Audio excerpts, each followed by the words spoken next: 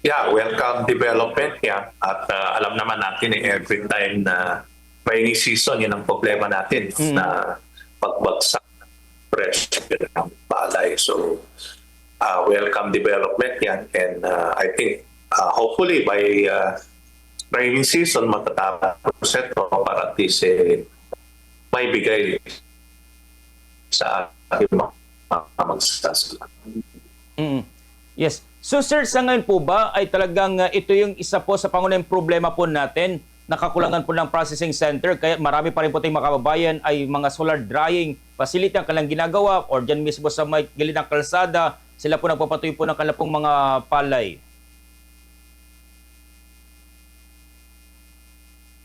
Natin ni Sandra, siguro mga 95% yun ang ginagamit sa pagpatuyo ng ating mga palay. Okay. So sir, no, dito po sa dito ko lang po sa Pangasinan, alam po kasi alam naman po isang agricultural province po tayo, pero parang iilan lamang po yung ating pong nabibilang lamang po yung processing center po natin dito, engineer. Yeah, pero may mga private dryer facility rin na kinakater yung mga magsasaka. Pero kulang pa rin. No? Malaking bagay ito kung may distribute sa buong Pilipinas para at least makakatulong dun sa drying facility ng atin para sa ating mga magsasaka. Opo. Sir, pero may ilan po tayo nakukuha pong mga reaksyon mula sa ating mga magsaka. Mahal daw po ang maglagay po ng kaila pong pagbibilad po ng palay sa processing center po natin? Yung mostly yung mga nasa LGU may subsidy ang ginagawa yung ng LGU. Yung sa commercial, I think ang charge yata sa per kilo is around 2 to 250 per kilo ang charge ng pag-dry. No? So, more or less yun ang electricity. So, yun ang sinacharge ng mga private miller sa farmers na magpapatry.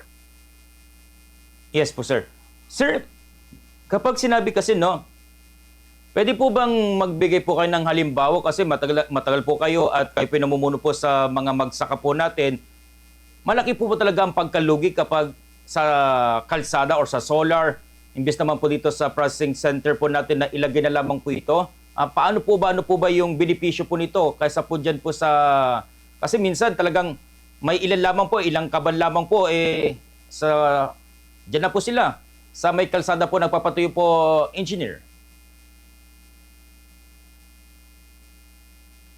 Yeah, malaking losses kasi yung mga, kung makita natin yung mga sasakyan, pag dumaan yan, natatamaan yung mga bagay na nilalagay sa kalsada. Talaga, malaking road losses yan. Ang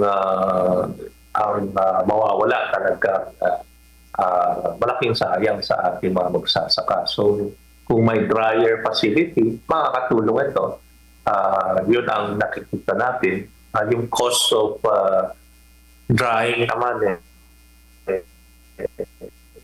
kung yung sayang dun sa pag-sun-dry dun sa mga kalsada almost the same din dun sa pag-dry, pero at least ito hindi makakasagabal dun sa mga sasakyan na dumadaan dun sa mga area.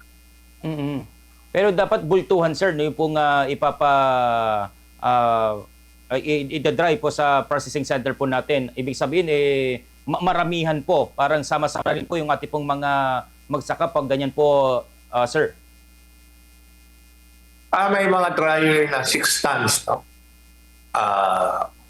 5 to 6 tons. So, isang drying, pwede yung 6 tons yung mga iba. So, ito is more or less kasi sa isang hektarya ang anihan na sa 4 to 5 tons. So, ibig sabihin, 1 to 2 hectares ang pinakater ng mga ito. So, pwede naman na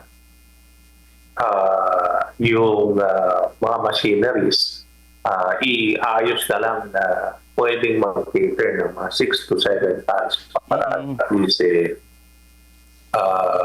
ito is mas maraming mag-cater. Mm-mm. And Yes, sir. per line yan. Ibig sabihin kung matapos yung isa, may ibang dryer naman pwedeng gamitin para at least iba-ibang mga magsasaka pwedeng gumamit dun sa dryer.